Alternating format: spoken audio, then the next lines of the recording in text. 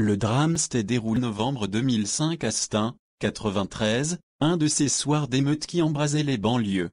La victime était d'ailleurs descendue avec l'un de ses voisins éteindre un feu de poubelle, boulevard Maxime Gorky, lors qu'avait éclaté une altercation avec un groupe de jeunes. Frappée d'un coup de poing, au pied de son immeuble de Stein, la victime, âgée de 61 ans, avait sombré dans le coma et était décédée 2 jours plus tard. Salaheddine Aloul, son meurtrier, n'a été condamné qu'à 5 ans de prison pour le coup mortel qui a entraîné la mort de Jean-Jacques Le Chenadec.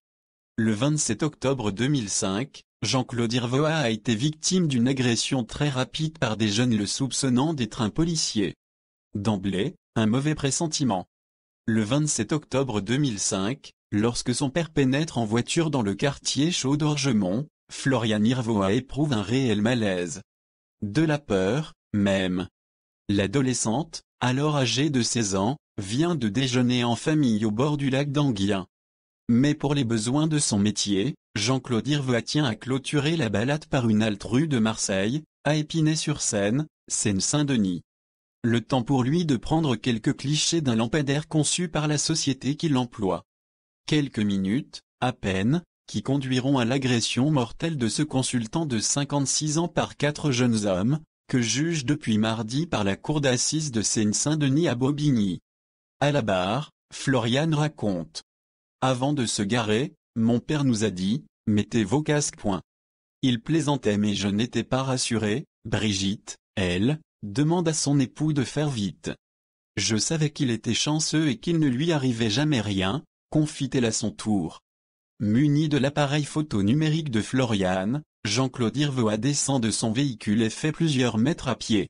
Repéré par Sébastien Bellini, aujourd'hui accusé de complicité, le quinquagénaire intrigue d'un groupe de jeunes.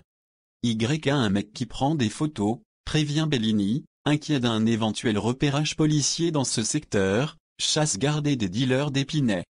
Samba Diallo, Benoît Cusonica et Hichem Briguet suivent alors Jean-Claude Irvoas. Les déclarations confuses des accusés n'ont jusqu'à présent pas permis de dire si le vol était leur seul mobile. Depuis la banquette arrière du véhicule familial, Florian, elle, aperçoit son père revenir. J'y étais soulagée, dit-elle. Mais lorsque j'ai vu qu'il était suivi par 3 individus, dont un avec une capuche, je me suis dit, il va se passer quelque chose. En effet, Samba Diallo saisit le bras de Jean-Claude Irvoas, le traîne à l'abri de feuillus. Avant d'être rejoint par Briguet et Cusonica. Une agression très rapide, confiera un enquêteur de la brigade criminelle, préférant parler d'un acte lâche et stupide plutôt que d'un lynchage. Caméra de surveillance. Immortalisée par une caméra de vidéosurveillance, la scène reste cependant à jamais obscurcie par la présence dans le champ de vision d'un saule pleureur. Pour se défaire de l'emprise de ses agresseurs, Jean-Claude Irvoas aurait prétendu être un flic de Nanterre.